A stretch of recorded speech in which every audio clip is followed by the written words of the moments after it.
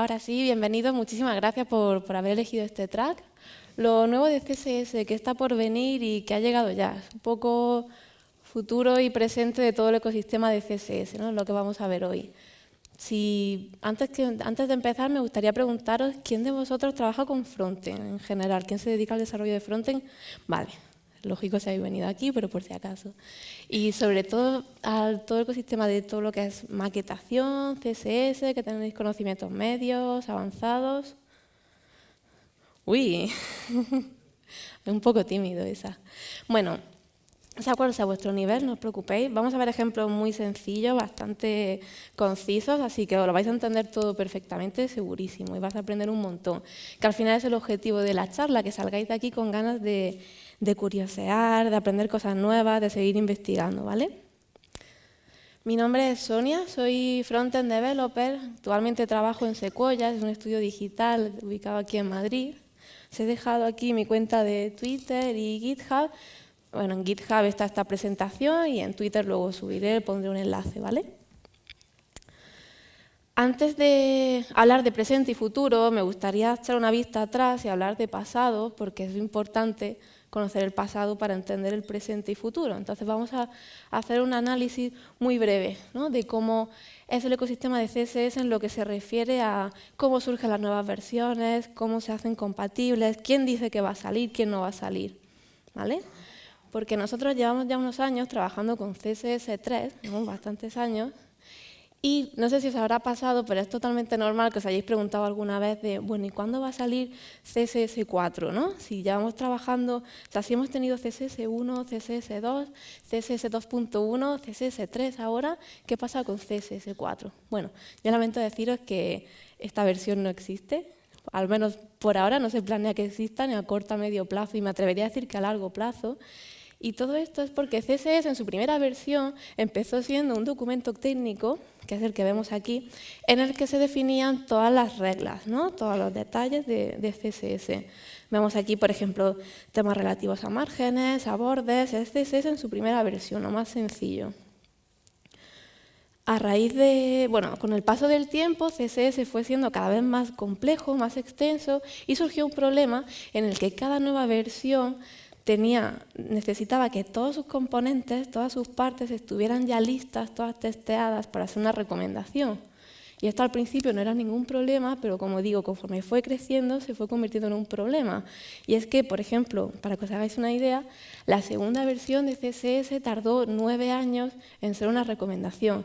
Y estamos hablando de 2002, 2011, o sea, imaginad cómo estaba el frontend en esa época y ponedlo hoy en día, imaginad cuánto tardaría hoy en día en ser una recomendación.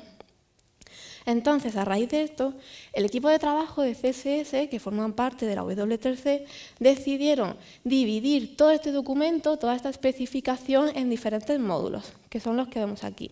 Entonces, ahora tenemos módulos de selectores de nivel 3, módulo de imágenes, layout, módulo de flex, así que una serie de módulos y cada uno con su nivel, ¿vale?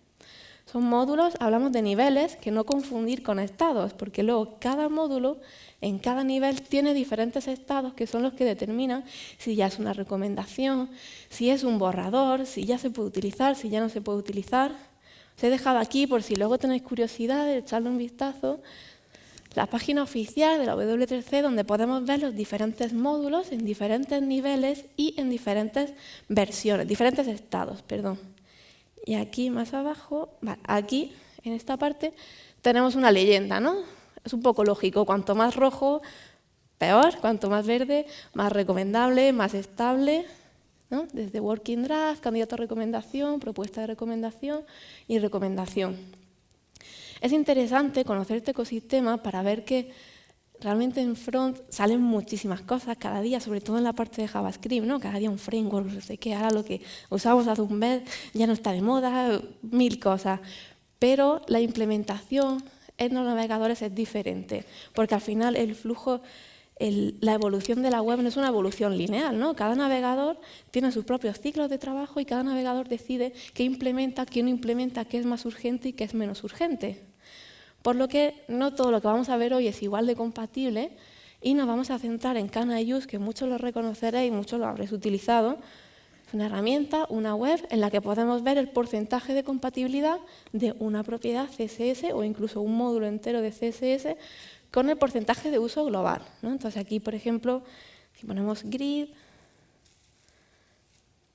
vale, no sé si se ve, bueno, 93%, ¿no? Y vemos siempre que Internet Explorer es el que está amarillo o rojo, suerte si está amarillo. Así que bueno, ahora sí, vamos a empezar con lo nuevo de CSS. Son propiedades, vamos a hablar de propiedades, módulos e incluso tendencias. Y la primera, no es tan futuro, es más presente, muchísimo la conoceréis, son las custom properties o variables. Las variables en CSS funcionan de forma prácticamente igual a la de la mayoría de los lenguajes de programación. Son pequeños contenedores de código a los que le podemos asignar un valor y los representamos mediante un nombre. Entonces, como vemos aquí en la primera línea, en la pseudoclase root, que bueno, no es más que un selector del elemento del DOM HTML, estamos definiendo dos variables, primary color y secondary color. Y aquí lo estamos utilizando, el primary color, pues en un encabezado y en un botón. Esto es bastante interesante, sobre todo para guardar en variables nuestra paleta de colores, algo muy típico, ¿no? Son elementos que se van a repetir a lo largo de todo nuestro código, ¿no? Nuestro color primario lo puede tener un encabezado, un botón, el fondo del footer, y si queremos, por alguna razón, en un futuro cambiar este color, pues solo tenemos que cambiar la asignación a dicha variable. Y como decía, la Custom Properties es la más conocida de las que vamos a hablar hoy, pero siempre está bien mencionarla porque luego vamos a volver a las Custom Properties y tiene una compatibilidad de más del 90%, así que es bastante estable y lo podéis usar. La segunda propiedad que vamos a ver, también muy conocida, es el método calc. Calc nos permite hacer cálculos, nos permite hacer sumas, restas, multiplicaciones, divisiones en CSS entre diferentes unidades de medida. Entonces, partiendo de este ejemplo, aquí tenemos un div y este emoji es su imagen de fondo, es su background. Y por alguna razón queremos que tenga un margen a cada lado de 30 píxeles. Entonces tendríamos que calcular el 100% para que esté en el extremo menos 30 píxeles.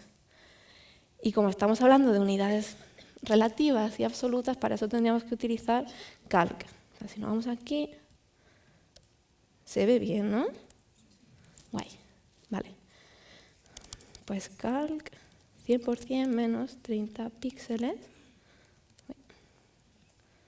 ¿Vale? Lo hacemos en un eje y lo hacemos en otro, ¿no? Y lo habéis notado. Ahora sí tenemos un 30 píxeles en cada margen. Y como decía, calc nos permite sumar, restar, multiplicar, dividir entre porcentajes, píxeles, ems, rems, muy estable, una compatibilidad de más del 95%, lleva bastante tiempo, pero aquí la novedad es que en las siguientes versiones se está trabajando en otro tipo de métodos como max, min y clamp e incluso en funciones trigonométricas, las que hemos dado todos en la ISO, en bachiller, sino coseno, tangente. Y bueno, vamos a seguir con los conic gradients, que es un nuevo tipo de gradiente que tiene la transición de color rotando alrededor de un punto. Como vemos aquí, un conic gradient de rojo a naranja. Muy chulo y muy útil, por ejemplo, si queremos hacer ruedas de colores, a mí este ejemplo me encanta. Tenemos rojo, naranja, pues añadimos amarillo, verde, azul y terminamos con rojo. Y tenemos una rueda de color hecha puramente con CSS, en una única línea. Otro ejemplo que a mí me encanta es que también lo podemos utilizar para hacer gráficos circulares, ¿no? El pie chart.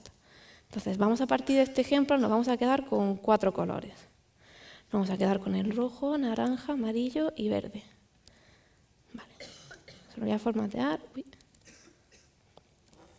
Vale. Y aquí decimos que el rojo va del 0 al 20%, naranja 0, 40%, amarillo 0, 60% y verde, pues venga, 0 al 100% y lo tenemos casi, pero bordes, radius, ¿vale? Y ya tenemos un gráfico circular hecho puramente con CSS con 2 líneas de código, ¿vale? Realmente son dos propiedades. Los conic gradients molan mucho, a mí me encantan. Y bueno, compatibilidad 70%, así que todavía cuidado, no lo recomendaría para un uso en producción, pero sí para trastear vosotros. Y vamos a seguir con las media queries. Aquí vamos a hablar del módulo general de media query de nivel 4, ¿vale? He seleccionado algunas propiedades, algunas novedades que os van a parecer muy interesantes y que van a cambiar mucho la forma en la que tenemos de trabajar con CSS. La primera es una nueva media query para detectar el tipo de cursor. Esto antes normalmente lo hacíamos con JavaScript, y ahora con estas media pointer cores detectamos si estamos entrando con una pantalla táctil, y con media hover pantallas que soporten el efecto hover. ¿Qué quiere decir esto? Que tenemos un ratón sobre el que sobrevolamos los elementos. Tiene una compatibilidad del 85%, así que todavía no lo recomendaría. Otra es la nueva sintaxis, que esta a mí me encantó. No sé si os pasa a vosotros, soy yo la única que me lío mogollón con la sintaxis de la media query, que veo el min width, max width, y no sé si es más, menos, o sea, no lo sé, no la veo intuitiva. Y no debo de ser la única, porque en el nuevo módulo también se ha establecido una nueva sintaxis más para personas normales como yo, para humanos, con los operadores de mayor igual que, menor igual que, muchísimo más claro, mucho más legible. A mí me encanta, pero todavía queda. Lo mejor se hace esperar. Y las custom media queries, esto también va a revolucionar mucho la forma en la que tenemos de escribir CSS, que es una forma parecida a la custom property, ¿no? Al final es guardar algo en una variable, y en este caso con una media query. Esta es muy interesante porque podemos guardar directamente, si tenemos breakpoints para mobile, para tablet, los podemos guardar en variables directamente, o en custom media queries, mejor dicho. También mola mucho, muy útil, pero todavía nos queda un poco. Y similar a las custom media queries, ya hemos terminado el módulo de media query de nivel 4, pero similar a esta, también deciros que tenemos custom selector, que vamos a tener custom selectors, que es similar a una media query, ¿vale? Solo que estamos guardando una variable o un selector. En este caso estaríamos guardando todos los encabezados, y en el ejemplo de abajo aplicaríamos estilos a todos los párrafos que sean hermanos directos de cualquier encabezado del 1 al 6. Igual que las custom media queries, pues todavía nos queda un poquito mucho. Bueno, Scroll Snap. Esta es de las que más me gustan. ¿Alguien conoce Scroll Snap? Que levante la mano o lo ha utilizado alguna vez. Bueno, pues os va a flipar. Bueno, Scroll Snap os va a permitir ahorrar muchísimo JavaScript, pero muchísimo, lo vais a ver ahora. Y es que nos permite hacer slider en CSS de una forma totalmente nativa, tanto para ordenador como para móvil, que es táctil también, ¿vale?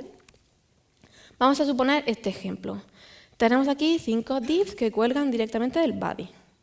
Y queremos, en este caso, hacer un slider vertical, ¿vale?, de cada sección.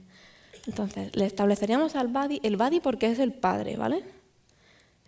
Scroll snap type y mandatory, porque lo queremos hacer en el eje Y, y queremos que este bloqueo, técnicamente lo que hace es bloquear el viewport a determinados elementos cada vez que el usuario termina de hacer scroll.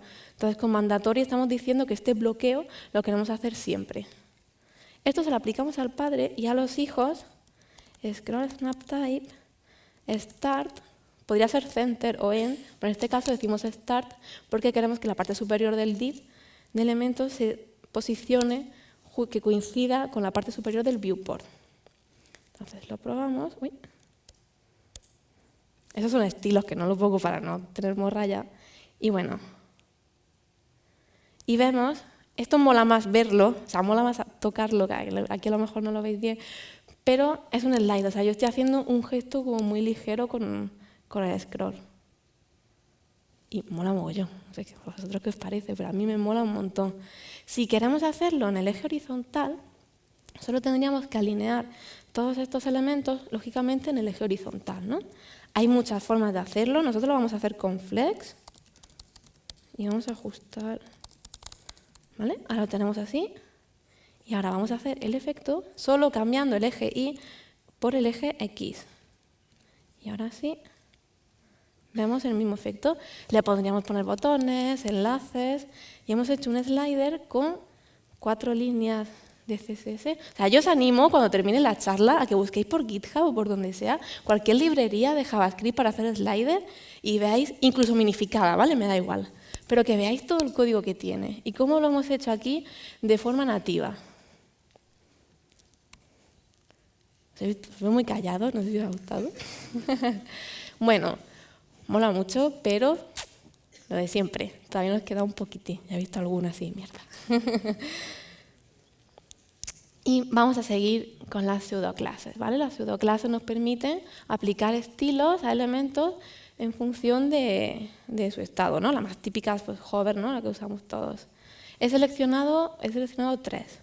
Vamos a empezar con hash, que es otra deseada, al menos por mí, que es un parent selector en CSS, básicamente. No sé cuántas veces habréis buscado en Google cómo seleccionar un elemento padre de un div o de otro elemento. Yo lo he buscado un mogollón y cuando vi esto fue como, wow. Bueno, como digo, nos permite seleccionar el padre. En este caso seleccionaríamos todos los enlaces que tengan una imagen como hijo directo. Básicamente es eso. Y tiene una compatibilidad, pues, del 0%. Luego, para todo esto, casi todo esto, hay plugins de post-CSS, así que, bueno, por ahora al menos. Y nos permite seleccionar una serie de elementos que son descendientes de otra serie de elementos. Esto nos ayuda mucho para hacer una especie de nesting, ¿no? Una especie de anidación, o para cuando queremos escribir selectores muy complejos y muy extensos.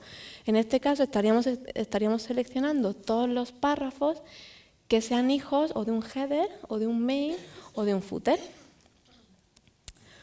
Tiene una compatibilidad del 90%, entre comillas y rojo y mal, porque la historia de is es un poco rara, empezó llamándose any, luego le cambiaron el nombre a match, entonces any y match con prefijos y tal, tiene una compatibilidad más o menos 90% y como tal ninguna, un rollo, no lo uséis por ahora.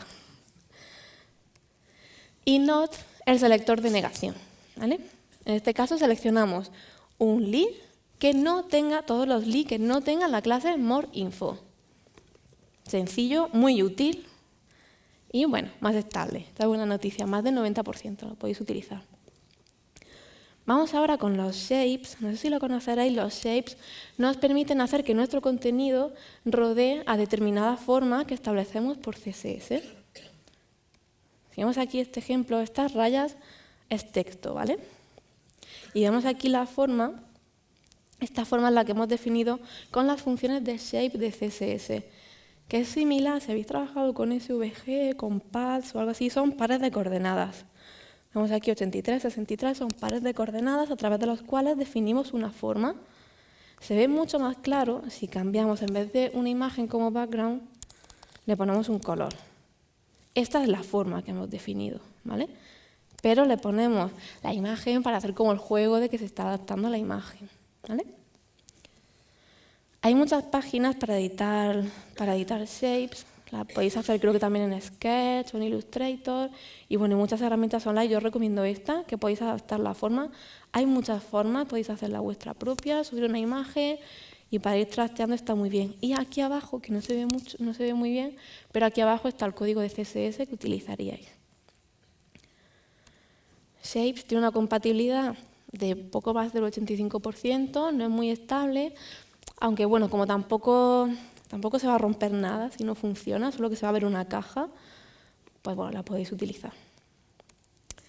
Vamos a seguir con Position Sticky. Bueno, Sticky es un nuevo valor para Position que nos permite hacer que los elementos queden fijos mientras hacemos scroll hasta que llegue el siguiente elemento que está posicionado de la misma forma y como que lo sustituye. Con una demo lo vais a ver mucho mejor. Vamos a suponer que esta es nuestra web, que tiene un mogollón de contenido y tiene muchas secciones, ¿no? Y nosotros queremos que mientras vamos haciendo scroll, sepamos en todo momento en qué sección estamos, que nunca perdamos el foco, ¿vale? Pues tenemos esto así como azulado, es el encabezado, es el elemento que tiene la clase heading. Y a esta clase le ponemos position sticky y lo tenemos que posicionar. En este caso, por ejemplo, top 0. Y ahora sí, vemos que nos va siguiendo. Esto antes a lo mejor lo hacíamos con JavaScript también, y nos ahorramos un mogollón de líneas. También es muy útil para tablas, sobre todo para tablas muy largas que nunca sabes de, bueno, ¿y ahora qué columna estoy? ¿Esto qué columna era? Pues muy útil. Y más estable, tiene una compatibilidad del 90%, aunque hay que tener cuidado porque hay algunos bugs registrados en tablas, así que bueno, si lo usáis, revisadlo bien. Scroll Behavior, esta a lo mejor es la más tonta. No sé si os pasa a vosotros, que es esto. Cuando se hace scroll en Mac y en algunos móviles, a mí me da una rabia tremenda, ¿vale? Y bueno, con Overscroll Behavior lo podemos anular, este efecto, ¿vale? Con ponérselo al body bastaría. Voy a abrir la consola. Vale, me he ido. Opa. Bueno, ya has hecho spoiler. Vale, no sé si se ve bien. Mejor, ¿no? Vale. Bueno. Overscroll Behavior, no. Y ahora me voy a pasar a la anterior slide. Vale. Ahora estoy haciendo scroll y no se ve. Lo quito y se ve. Es que es horrible. No sé por qué lo pusieron. Pero bueno, es una forma de desactivar esto. Y como ya habéis visto, tiene una compatibilidad de poco más del 75%, así que bueno, todavía le queda un poco para ser estable. Y vamos ahora con las fuentes variables. Las fuentes variables realmente no es solo de CSS, también afecta muchísimo al diseño, lógicamente. Son un nuevo tipo de fuente que nos permite modificar su forma, modificar su apariencia mediante CSS en función de ciertos ejes o criterios, ¿vale? Aquí tenemos un ejemplo, ¿vale? Vamos a irnos a vfonts. Vale, en esta página podéis descargaros y podéis ver fuentes variables y ver un poco lo que decía, ¿no? Vamos asignando, no sé si esta se aprecia, a lo mejor esta no se aprecia. Vale, lo veis, ¿no? Lo vamos haciendo como dinámicamente. Bueno, si nos vamos a CSS, tendríamos, es un nuevo formato de fuente, ¿vale? Y en Font Variation Settings podemos establecer en función de ciertos criterios, hay que ver la documentación de la fuente. Podemos establecer en este caso el width, por ejemplo 100 o 200 o 150, ¿vale? Incluso la itálica. Tiene muchísimas ventajas porque nos permite que con un único archivo, con una única fuente, tener como un abanico muy abierto de posibilidades de nuestra tipografía. Entonces, incluso para la performance nos ahorramos un montón de peticiones al servidor porque solo hacemos una petición para una petición para un único archivo y con muchísimas posibilidades. Tiene también otros usos más creativos para otro tipo de fuentes, como esta. También da mucho juego para animaciones. Esta es una tipografía realmente. Y habéis visto qué fácil se modifica solo con CSS. Y bueno, las fuentes variables tienen una compatibilidad de poco más del 85%. Así que, bueno. Las feature queries no es ninguna novedad, pero con todo esto que hemos visto, cabe destacar que si queremos utilizar alguna propiedad, ¿no? Estaréis pensando, bueno, ¿y cómo sé si puedo utilizarla? ¿Cómo no puedo utilizarla? Para eso el equipo de trabajo de CSS fue muy listo y pensó en este tipo de queries que nos permiten comprobar si una funcionalidad es compatible o no y aplicar estilos en función de su compatibilidad. Básicamente es como un if, es como una media query. En este caso estaríamos comprobando si soporta grid y aplicaríamos estilos en función de si soporta grid. Y las feature queries tienen una compatibilidad, es muy estable, más del 95%, pero como siempre, como decía al principio, Internet Explorer no, así que todavía nos quedan unos 5 o 6 años para eso. Y ahora sí, vamos a terminar con Houdini.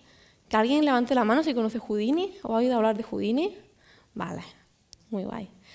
Bueno, no me quiero extender mucho con Houdini porque daría para una charla entera o para varias o para varios talleres, pero yo creo que es la que más va a revolucionar todo este ecosistema de CSS, la forma en la que tenemos de trabajar. Básicamente Houdini nos permite extender CSS mediante JavaScript de una forma totalmente nativa. Es una colección de APIs, ¿no? Y que cada API nos permite extenderlo de cierta forma. Tenemos, por ejemplo, la API de Custom Properties, por eso hablaba al principio que quería mencionar las Custom Properties, que nos permiten registrar y establecer como restricciones, ¿no? De las Custom Properties que vamos a definir a lo largo de nuestro código. Y también la Paint API, que nos proporciona un contexto muy similar al de Canvas en 2D para que podamos definir funciones y luego utilizarlas en nuestro CSS. Esto es totalmente nativo. Lo potente de Houdini es que nos permite acceder, en cierta forma, con alguna restricción, al motor de renderizado del navegador. Por eso hablamos siempre de experiencia nativa, ¿no? Que al final es un poco la tendencia que vemos en front en los últimos años. Aquí os he dejado una página, bueno, ya, con más información, con una tabla de compatibilidad, e incluso con el listado de APIs, ¿no? En cada página pues tenéis más información. Yo os animo a que le echéis un vistazo a todo esto porque mola un montón, os aseguro que va a ser una revolución en todo este ecosistema del front. Y también os he dejado 3 enlaces. El primero es el que vimos al principio, el Current Work de CSS, la página oficial, y los otros 2 son para gente más mortal, más normal como yo, que es el estado de CSS, cssdb.org, una web muy chula que podemos ver las nuevas funcionalidades de una forma mucho más visual e incluso con enlaces a sus respectivos plugins de post-CSS. Y la última es el estado de CSS, que es una encuesta anual que se hace a los desarrolladores, podéis participar todos, y también está muy interesante de ver para ver las nuevas tendencias de la gente que conoce, que no conoce, que está utilizando y que no está utilizando. Así que yo creo que esas 3 son esenciales. Y bueno, nada más, muchísimas gracias, espero que os haya gustado, que hayáis aprendido un montón, que como decía al principio, que salgáis con ganas de curiosear, de trastear, de aprender cosas nuevas, que al final eso es lo importante. Y bueno, si tenéis alguna duda, ¿no? Bueno, muchísimas gracias.